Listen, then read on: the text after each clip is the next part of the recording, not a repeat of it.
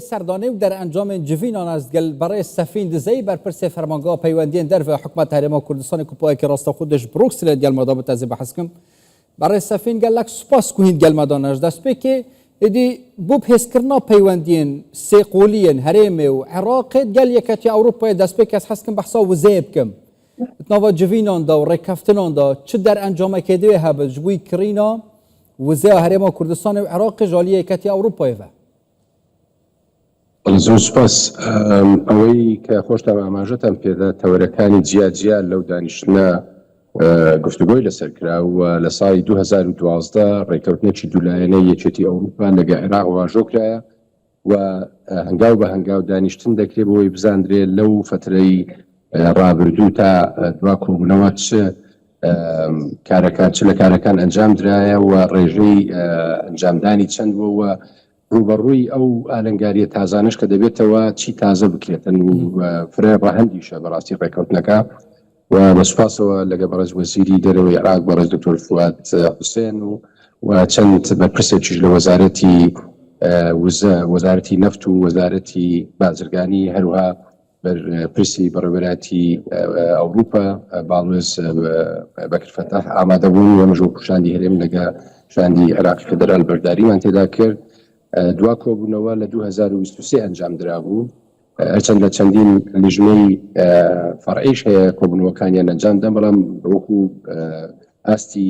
بەرز لە ئاستی وەزیر لە 2023 و دوا کۆبوونەوە ئەنجام درایە تەوەرەکان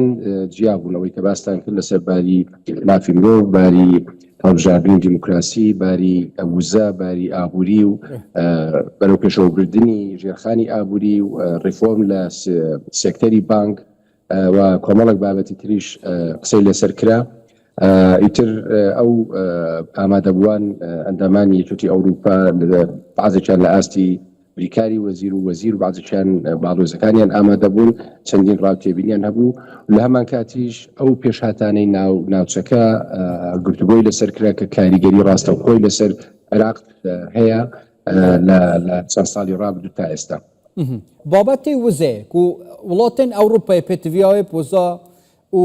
دی ئەنەرژیا گەلک وڵاتان هەیە هەرێما کوردستانیژی دی سەر نەخشەیە ئەنەرژی ئەکتیڤە چاوا دێ مفایش وان دەرفەتە وەربگرین وەکە حکومەتە هەرێما کوردستانێ و دگەل حکومەتە عێراقیژی هەموو دەزانین دوای کە شەڕی یوکرانیا و رووسیا هەڵگیرسا دوو بابەتی سەرەکی دوو تەوەری سەرەکی کە بووە مای نیگەرانی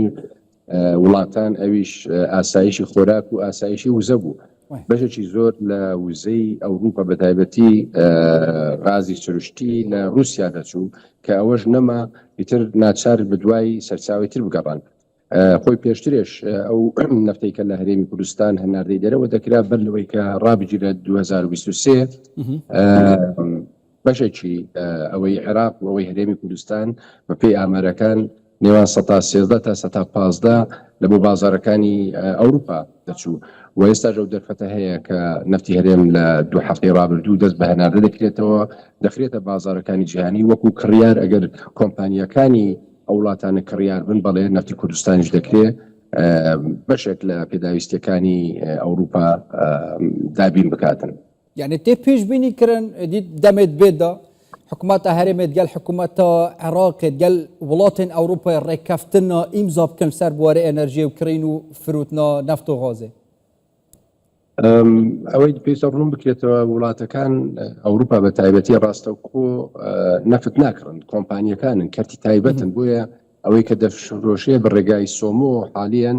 دەخرێتە بازاری بۆرسەی جیهانی هەر کۆمپانیایەک هەر وڵاتێک یا هەر کۆمپانیێک لە هەر وڵاتێک پێویستی هەبی یاخود بتوانێت گرێ بەست بکاتن بەڵێشتێکی زۆر ئاساییە وەروەکو ئاماژەشم پێدا پێشترێش 13 تا 15 نفتی پێداویستەکانی نفتی ئەوروپا لەلایەن عێراقەوە دابین دەکرا باش ئەس بەحسێ بوارێ تایبەتی کۆچبەریە بکەم چ دیپۆرتکردنا کۆچبەرا بە تشالیە یەکەتی ئەوروپای و ئەڤێن مافێن وانانەی لێرێ بمینن چژی چوونە وڵاتیان بۆ ئەوروپایە دێ چاوە هەماهەنگیەتە کردن حتا ئەگەر دیپۆرتکردن بە مافێوی خەلکی نەیەتە خوارن کوژ یەکەتی ئەوروپای تێنە ڤەگەڕاندن بۆ عێراق و هەرێما کوردستانێ بەشێوەی گشتی باز لەسەر هجرە کرا، هجرەی ئاسایی و یاسایی و هجرەی نائاسایی و نایاسایی و تەنها ئەوە نییە کە ڕوبڕووی عێراق و هەرێمی کوردستان بی سەرتاسەری جیهان ئەو کێشەیان هەیە، بە تایبەتی کە کەش و هەوان لە گۆڕاندا لە وڵاتانەی کە وشکە ساڵیە ناچارن خەڵکەکە بەرەو ناوچەیتر کۆچ بکەن. ئەوە بەشێوەی فراوان باسی لێ نەکرا بە حەقە، چونکە لیژنێکی تر هەیە لە ئاستی وەزارەتی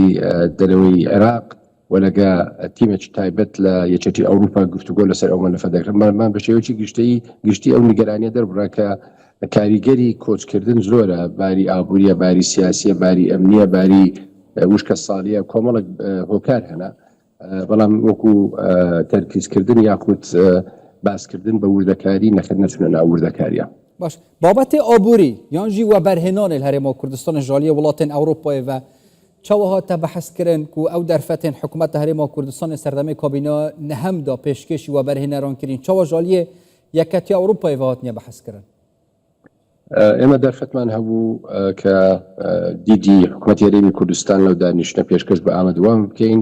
هەم لەسەر پێشوەچوونی باری ئابووری و فرەچەشنکردنی ئابووری و ژێرخانی ئابووری و بە تایبەتی پرۆژەی ڕووناچی و هەژماری من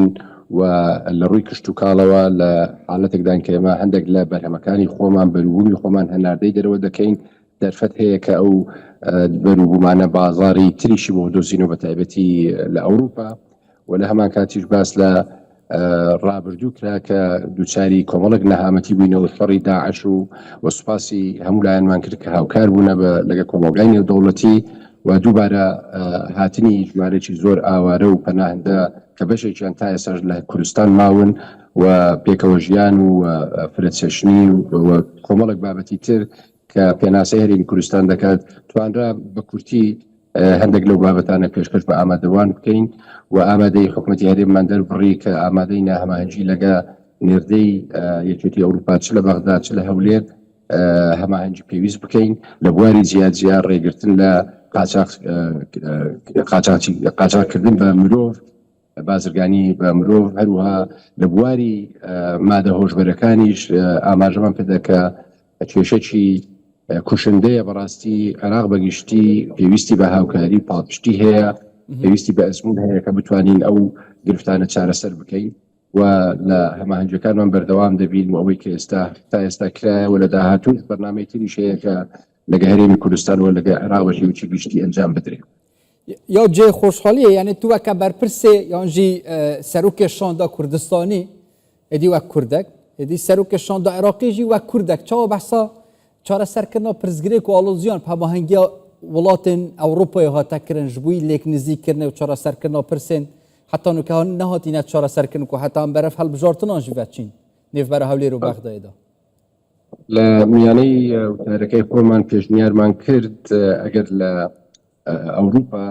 ئەندامانی یەکێتی ئەوروپا بە ڕێگای نێردەی خۆیان لە بەغدا و لە هەولێر